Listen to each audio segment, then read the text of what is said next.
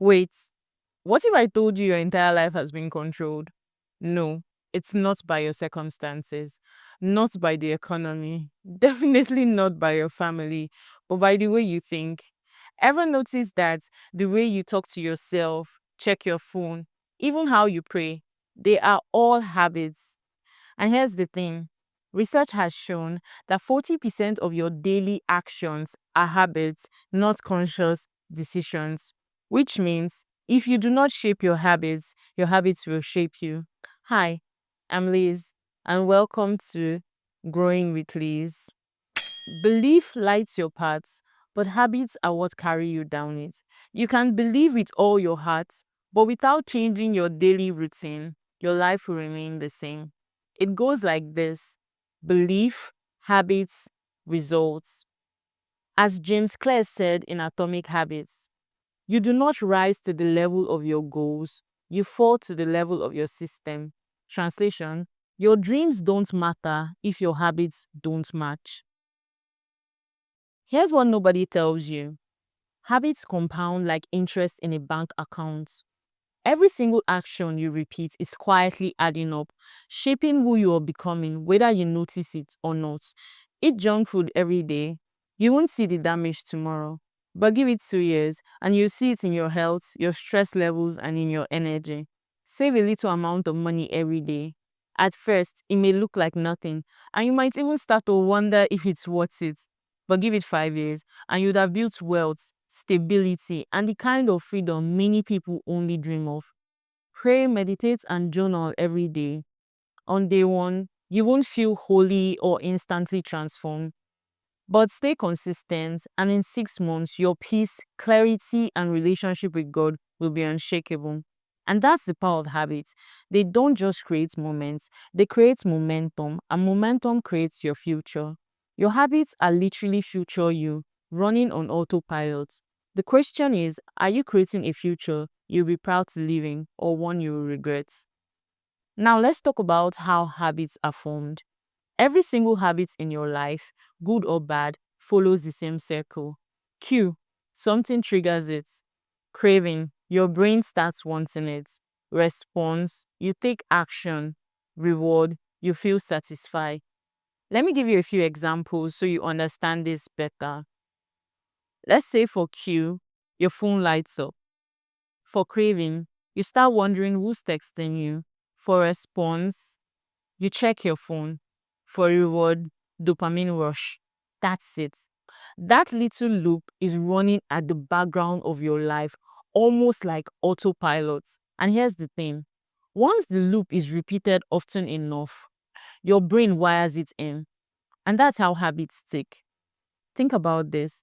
Let's say you come home from work feeling stressed, you crave relief, you put on your favorite show, or you grab junk food, you feel comfort.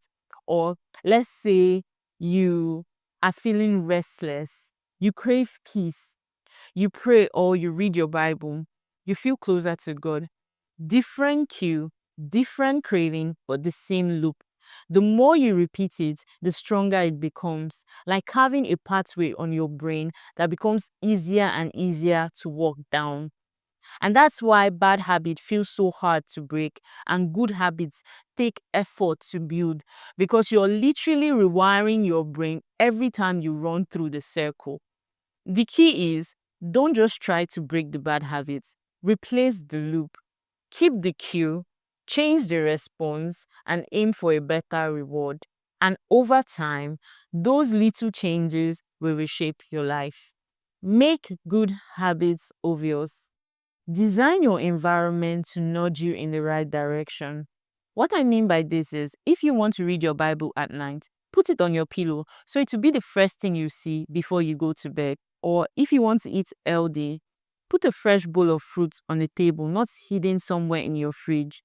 You need to understand that your environment shape your choices more than your willpower does. Make good habits easy. Start small. Tiny steps are powerful because they are repeatable. You can start with 10 squats instead of trying to force a full workout.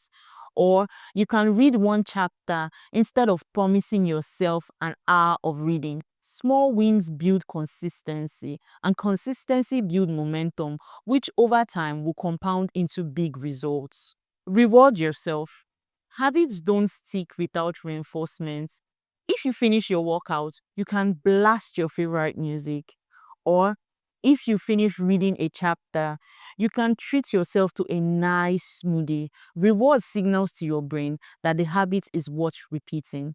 The more your brain associates the habit with a positive outcome, the stronger it becomes.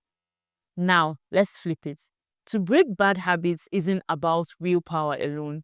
It's about making the wrong choices so unattractive, unsatisfying, and inconvenient that your brain no longer finds it worth it. Make it invisible. If you don't want to snack at night, do not buy snacks in the first place. You need to remove the triggers from your environment because out of sight really does mean out of mind. The less you see it, the less your brain wants it. Make them unattractive. Shift the way you see the habits. Instead of focusing on how good it feels in the moment, remind yourself of the hidden costs. For example, every cigarette steals 10 minutes of your life, and every late night binge makes tomorrow harder. When you link pain to the habits, it will start to lose its appeal. Raise the friction. Delete that app that wastes your time. That app you know you spend hours and hours in. Move junk food to the back of the cupboard so it's not easy for you to find. Delete that number that constantly drags you back. The harder it is to do, the less likely you will give in. Don't let yourself off the hook. Build in accountability. You can tell your friend about your goal, or you can track the money and the time you have wasted, or you can even set a consequence for yourself if you sleep. The aim is to make sure the bad habits doesn't bring satisfaction and eventually your brain will stop craving it. Negative habits are the easiest to form.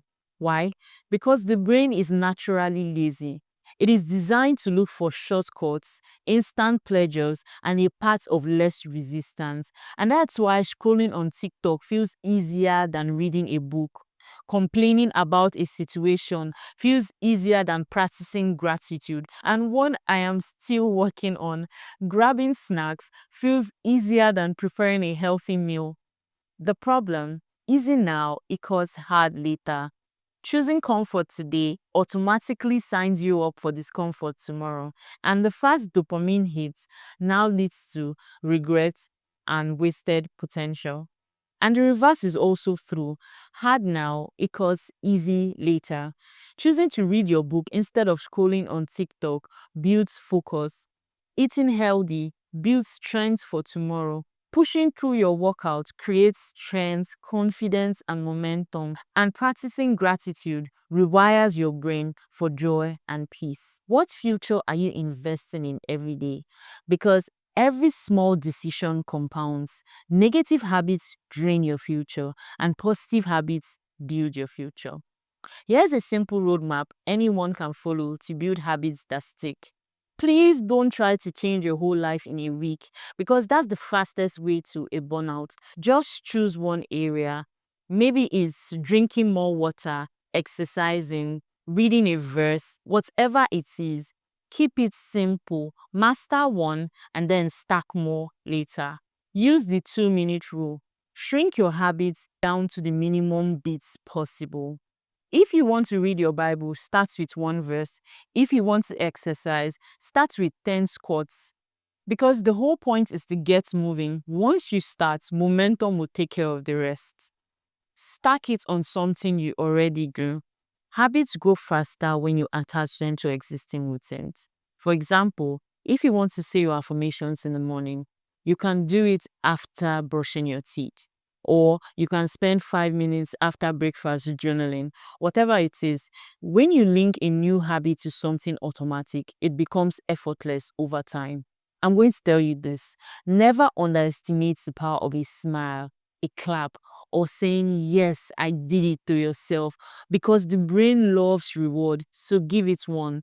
Small celebrations tell the brain, this is worth doing. Let's do it again. See, It's not about going hard on day one and then quitting. Growth comes from daily consistency and not random burst of intensity. Even 1% better every day can compound into a whole new you over time.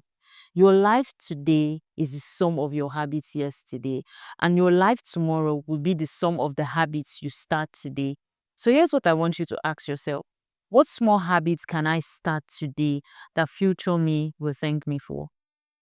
If you're serious about building better habits and becoming your best self, hit that subscribe button right now, like, comment, and turn on the notification bell so you don't miss a new video. And yeah, let's grow together into who God has called us to be, one habit at a time. Love you. Bye.